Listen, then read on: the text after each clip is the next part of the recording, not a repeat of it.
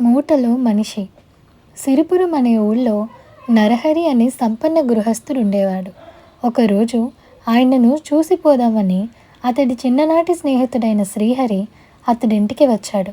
వాళ్ళిద్దరూ కలుసుకొని చాలా రోజులైంది. నరహరి శ్రీహరి దుస్తుల తీరు అది చూసి అతడు బీదరికం అనుభవిస్తున్నాడని, ఏదో అవసరం ఉండి తనతో మాట్లాడడానికి వచ్చాడని గ్రహించాడు. అయితే అతడు వచ్చిన పనేమిటో అడగకుండా తానెంత డబ్బు సంపాదించింది, తనకెలాంటి పెద్దవాళ్లతో ధనికులతో పరిచయాలున్నది అదే పనిగా చెప్పడం మొదలుపెట్టాడు.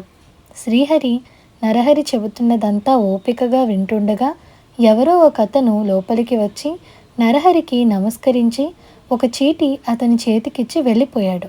నరహరి ఆ చీటీ చదువుకొని గర్వంగా శ్రీహరికేసి చూస్తూ, చూసావా నా పలుకుబడి, ఈ రాత్రి జమీందారు గారింట్లో విందు జరుగుతున్నది. నన్ను రమ్మనమని స్వయంగా ఆయన రాసి పంపిన ఆహ్వానమిది అని అన్నాడు. శ్రీహరి నవ్వి, నీ గొప్పతనం ఎలాంటిదో నువ్వు సంపాదించిన డబ్బు మూటల గురించి నువ్వు చెప్తున్నప్పుడే గ్రహించాను. నిజానికి నేను జమీందారుతో పనుండి వచ్చిన వాడిని. నువ్వు నాకు ఆయన దర్శనం చేయించగలవన్న గట్టి నమ్మకంతోనే ఉన్నాను అని అన్నాడు. నరహరి పరిహాసం ఆడుతున్న వాడిలా, జమీందారు గారులంతటి వారితో నీకేం పని అని అడిగాడు. అవును, చాలా ముఖ్యమైన పని పడింది మరి. మీ ఊరు జమీందారుకు మా ఊళ్ళో కొన్ని బీడు పొలాలున్నాయి. ఇప్పుడు వాటిని సాగు చేయించాలనే ఉద్దేశంతో ఆయన ఉన్నట్లుగా తెలిసింది. నువ్వొక్క మాట నా గురించి ఆయన చెవిన వేసి నాకు ఆ పొలాలు కౌలుకి ఇప్పించు అన్నాడు శ్రీహరి. ఇందుకు నరహరి అయిష్టంగా ముఖం పెట్టి, నువ్వేమీ అనుకోనంటే ఒక మాట చెబుతాను. మా జమీందారు మనుషుల మధ్య అంతస్తుల గురించి బాగా పట్టింపు ఉన్నవాడు. అసలు నిజం చెప్పాలంటే నాకు నీలాంటి స్నేహితులున్నారని తెలియడం ఆయనకు ఇష్టం ఉండదు అని అన్నాడు. అయినా శ్రీహరి ఊరుకోక తను చాలా ఇబ్బందుల్లో ఉన్నానని ఏదో ఒక విధంగా జమీందారుకు నచ్చచెప్పి ఆ బీడు పొలాలు తనకు కౌలుకు ఇప్పించమని ప్రాధేయపడుతున్నట్లు అడిగాడు. కానీ నరహరి నిర్లక్ష్యంగా, చూద్దాములే, విందుకు వేళైపోతున్నది, రేపు ఒకసారి వచ్చి కనపడు, తీరిగ్గా మాట్లాడుకుందాం అని శ్రీహరిని పంపించేశాడు. మర్నాడు శ్రీహరి నరహరిని కలుసుకోవడానికి వెళ్ళినప్పుడు అతడెవరితోనో మాట్లాడుతున్నాడు. నరహరి ఆ కొత్తవాణ్ణి శ్రీహరికి పరిచయం చేస్తూ, ఈయన వరాలయ్య, ఈ ఊళ్ళోకెల్లా పెద్ద షావుకారు. రోజూ వచ్చి నాతో కొంతసేపు మాట్లాడి వెళ్ళకపోతే ఈయనకు తోచదు అన్నాడు. వరాలయ్య శ్రీహరికేసి చూసి నరహరితో, ఏమిటి, ఈ మూటలు మోసే మనిషితో నీకు బాగా పరిచయం ఉన్నట్టున్నదే అన్నాడు. నరహరి ఆశ్చర్యపోతూ, ఈయన పేరు శ్రీహరి, చిన్నప్పుడు నాతో వీధిబడిలో చదువుకున్నాడు. ఆ చనువు కొద్దీ అప్పుడప్పుడు వచ్చిపోతుంటాడు. ఈయన మూటలు మోయటం ఏమిటి అని ప్రశ్నించాడు.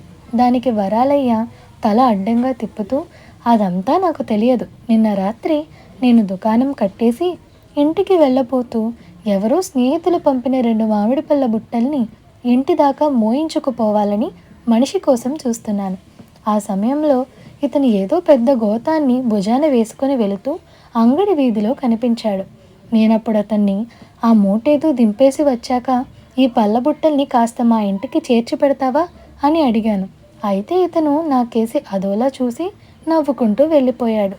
అందువల్లే ఇప్పుడు సులభంగా గుర్తుపట్టాను అంటూ నరహరికి వస్తానని చెప్పి అక్కడి నుండి వెళ్ళిపోయాడు. వరాలయ్య వెళ్ళగానే నరహరి శ్రీహరికేసి చీదరించుకున్నట్టు చూస్తూ, ఇంతటి తక్కువ మాలిన పనులు చేయడానికి నీకు అవమానం అనిపించడం లేదా? అడిగితే నేనే 10ో 10కో పడేసి ఉండేవాడిని కదా. మూటలు మోసుకొని బతికే స్నేహితుడు ఉన్నాడని చెప్పుకోవడానికి నాకు చాలా సిగ్గుగా ఉంది. దయచేసి ఇక ముందేనాడు నా గుమ్మం తొక్కకు అన్నాడు. శ్రీహరి చిన్నగా నవ్వి, ఏం చేస్తాను, అలా మూట మోయక తప్పలేదు మరి. ఆ మూటలో ఉన్నది నువ్వే కదా అన్నాడు.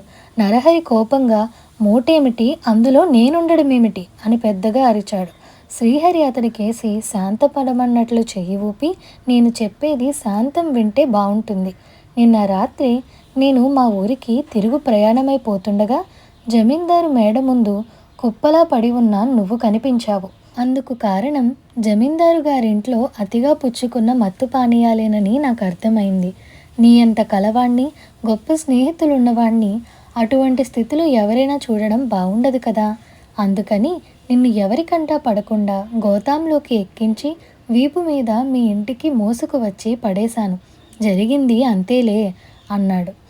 గుడిలో పూజ చేయించి ప్రసాదంతో తిరిగి వచ్చి వాకిట్లో నిలబడి ఈ సంభాషణ అంతా విన్న నరహరి భార్య కళ్ళనీళ్లు తుడుచుకుంటూ భర్తతో, మీ స్నేహితుడు చెప్పిన దాంట్లో ఆవగింజంతైనా అసత్యం లేదు. మిమ్మల్ని ఆ స్థితిలో చూసి మనసు వికలమై రాత్రంతా నేను నిద్రపోలేదు. సూర్యోదయంతోనే గుడికి వెళ్ళి ఇప్పటిదాకా అమ్మవారి సన్నిధిలో కూర్చొని వస్తున్నాను. మీ పరువు ఈయన నిలబెట్టి ఉండకపోతే ఈ పాటికి ఇరుగు పొరుగు మనల్ని చూసి నవ్వుకుంటుండేవాళ్ళు. ఒకవేళ జమీందారు కానీ ఆయన సన్నిహితులు కానీ మిమ్మల్ని ఆ స్థితిలో చూసి ఉంటే ఏమయ్యేది? ఒక తాగుబోతుతో ఇన్నాళ్ళుగా స్నేహం చేస్తున్నామా అని బాధపడేవాళ్ళు. మీరు దివాణం కేసి తల ఎత్తి చూడడానికైనా అర్హులు కారని భావించేవాళ్ళు అని అంది.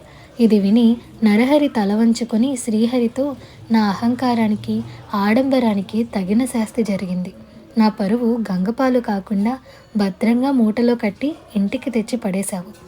ఈనాటి నుంచి పరువు ప్రతిష్టల్ని సర్వనాశనం చేసే ఈ దురలవాటులకు దూరంగా ఉంటానని బాల్యమిత్రుడివైన నీ ముందు ప్రమాణం చేస్తున్నాను అని స్నేహితుడిని అభినందించి స్వయంగా శ్రీహరిని జమీందారు దగ్గరికి తీసుకువెళ్ళి అడిగిన భూముల్ని కౌలుకిప్పించాడు.